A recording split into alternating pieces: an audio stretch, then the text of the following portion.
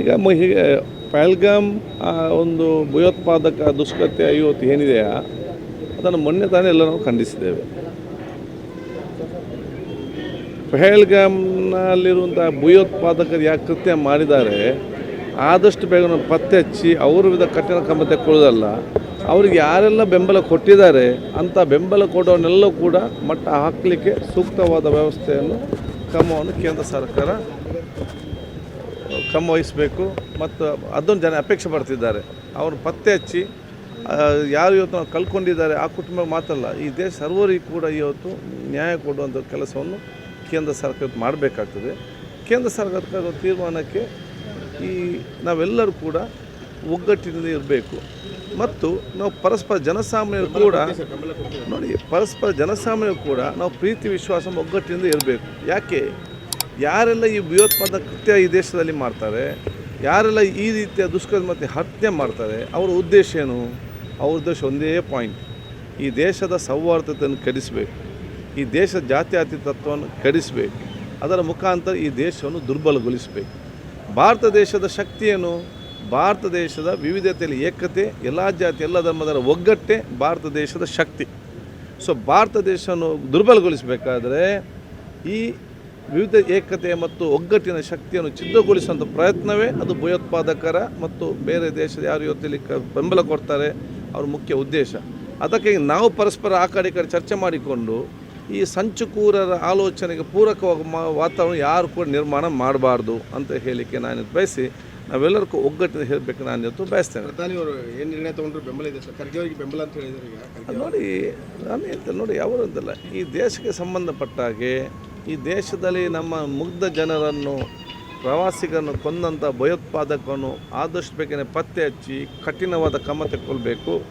ಮಾತ್ರ ಅಲ್ಲ, ಇವರಿಗೆ ಯಾರೆಲ್ಲ ಬೆಂಬಲ ಕೊಟ್ಟಿದೆ ಅವ್ರಿಗೆ ಕಠಿಣ ತೆಕ್ಕೊಳ್ಬೇಕು. ಅದು ಇಡೀ ದೇಶ ಜನರ ಬೆಂಬಲ ಇದೆ.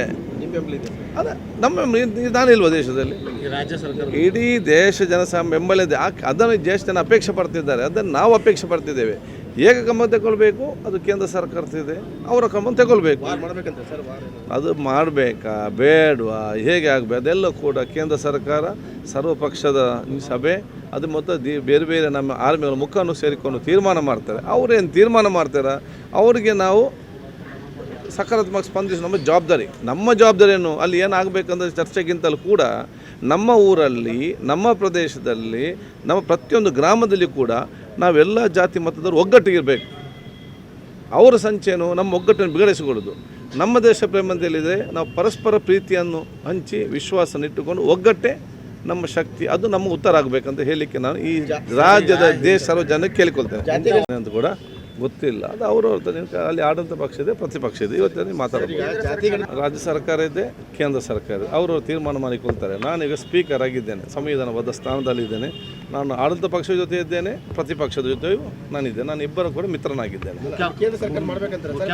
ಅದು ಅವ್ರು ನೋಡಿ, ಅವರ ತೀರ್ಮಾನ ಅಲ್ಲ, ಅದು ನಾವೆಲ್ಲ ಕೇಳ್ತಾರ. ನೋಡಿ, ಇದು ಸರ್ಕಾರಕ್ಕೆ, ರಾಜ್ಯ ಸರ್ಕಾರದ ಅಧಿಕಾರದಲ್ಲಿ ಸರ್ಕಾರ ಮಾಡಲಿಕ್ಕೆ ಅವರ ಅಧಿಕಾರ ಇದೆ, ಕೇಂದ್ರ ಸರ್ಕಾರದ ಅವ್ರ ಜವಾಬ್ದಾರಿ. ನಾವೇನು ಮಾತಾಡೋ ವಿಚಾರ ಇಲ್ಲ, ಅದು ನನಗೆ ಗೊತ್ತಿಲ್ಲಲ್ಲ. ನಾನೇನು ಮಾಡಲಿ, ನಾನೀಗ ಸ್ಪೀಕರ್ ಆಗಿದ್ದೇನಲ್ಲ, ನಾನು ಆ ಕಡೆ ಈ ಕಡೆ ಕೂತ್ಕೊಂಡಿದ್ದಕ್ಕೆಲ್ಲ ಉತ್ತರ ಕೊಡ್ಬೋದಿತ್ತು. ಈಗ ನನ್ನ ಬಾಯಿಗೆಲ್ಲ ಬೀಕಾಗಿ ನಾನು ಎಲ್ಲಿಂದ ಮಾತಾಡೋದು? ಈಗ ಅದೇ ನೋಡಿ, ಅವ್ರವ್ರಿಗೆ ಮಾತಾಡಬೇಕು. ನನ್ನ ಹತ್ರ ಕೇಳಿದ್ರೆ ಆಗ್ತದ? ಅದನ್ನು ಹೇಳಿದಲ್ಲ, ನಾನು ಸ್ಪೀಕರ್ ಆಗಿ ಏನು ಮಾತಾಡಬೇಕು ಅದನ್ನು ನಾನು ಮಾತಾಡಿದ್ದೇನೆ. ಮುಖ್ಯಮಂತ್ರಿಗಳು, ಪ್ರತಿಪಕ್ಷ ನಾಯಕರು ಅದೆಲ್ಲ ಅವ್ರವ್ರ ವಿಚಾರ ಹೇಳ್ತಾ ಅದನ್ನು ಅವ್ರವ್ರಿಗೆ ನಮ್ಗಿಂತ ಜಾಸ್ತಿ ಅನುಭವ ಇದೆ. ಈ ರೀತಿ ಅವರೆಲ್ಲ ಕೂಡ ಇವತ್ತು ಹೇಳಿದ ಅವರು ಹೇಳಿದ ಬೇರೆ ಬೇರೆ ವಿಚಾರಗಳು ಇರ್ಬೋದು. ಅದನ್ನು ನೀವು ಅವ್ರ ತಲೆ ಕೇಳಿಕೊಂಡು ಪಲ್ಕೊಳ್ಬೇಕಂತ ಹೇಳಲಿಕ್ಕೆ ಬಯಸಿ ನಾನೇನು ಹೇಳ್ತಿದ್ದೇನೆ. ನಾನು ಬಹುಶಃ ನನಗೆ ದೊಡ್ಡವ್ರಿಗೆ ನಾನು ಹೇಳಲಿಕ್ಕೇನಿಲ್ಲ.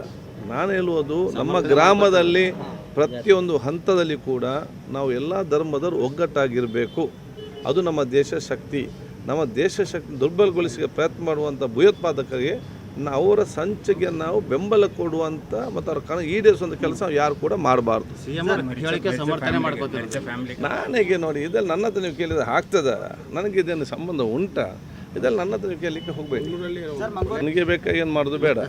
ಈ ರಾಜ್ಯ ಜಿಲ್ಲೆಗೆ, ಈ ದೇಶಕ್ಕೆ ಏನಾದ್ರು ಮಾಡಬೇಕಾದ್ರೆ ಕೇಂದ್ರ ಸರ್ಕಾರ ಮತ್ತು ರಾಜ್ಯ ಸರ್ಕಾರ ಸೇರಿಕೊಂಡು ಮಾಡಲಿ. ಅದಕ್ಕೆಲ್ಲ ನಾನು ಉತ್ತರ ಕೊಡಲಿಕ್ಕೆ ಆಗ್ತದ?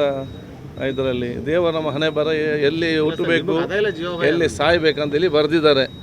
ಅದು ಚೆನ್ನಾಗಿ ದೀರ್ಘಕಾಲದಲ್ಲಿ ಆಯುಷ್ಯ ಕೊಟ್ಟು ಚೆನ್ನಾಗಿ ಕೆಲಸ ಮಾಡಿ ನೆಮ್ಮದಿಯಿಂದ ಸಾಯುವಂಥ ಒಂದು ಪರಿಸ್ಥಿತಿ ದೇವರು ಒದಗಿಸಿಕೊಡಲಿ ಅಂತ ನಾವೆಲ್ಲ ಪ್ರಾರ್ಥನೆ ಮಾಡ್ತಿದ್ದೇವೆ. ಅದಕ್ಕಿಂತ ದೇವರು ಇಟ್ಟದ್ದು ಆಗುವಂಥ ನನ್ನ ಕೈಯಲ್ಲಿದೆ, ನಮ್ಮ ಕೈಯಲ್ಲಿ ಏನು ಕೂಡ ಇಲ್ಲ. ಈಗ ನೀವು ಮೈಕ್ ಇದ್ದೀರಿ, ನೆಕ್ಸ್ಟ್ ಇದ್ದೀರ ನಮ್ಗೆ ಗೊತ್ತುಂಟು, ನೀವು 100 ವರ್ಷ ಇರಬೇಕು, ಗ್ಯಾರಂಟಿ ಇದ್ದೀರಾ? ನಾನಿಲ್ಲಿ ಮಾತಾಡ್ತಿದ್ದೇನೆ, ನನಗೆ ಗ್ಯಾರಂಟಿ ಉಂಟಾ? ತಿರುಗಿ ಹೋಗೋ ನನಗೆ ಗ್ಯಾರಂಟಿ ಇಲ್ಲ. ನಾವೇನು ಪ್ರಾರ್ಥನೆ ಮಾಡಿ ನಾವು ನೆಮ್ಮದಿಯಿಂದಿದ್ದು ಸಂತೋಷ ಪ್ರಾರ್ಥನೆ ಮಾಡುವ.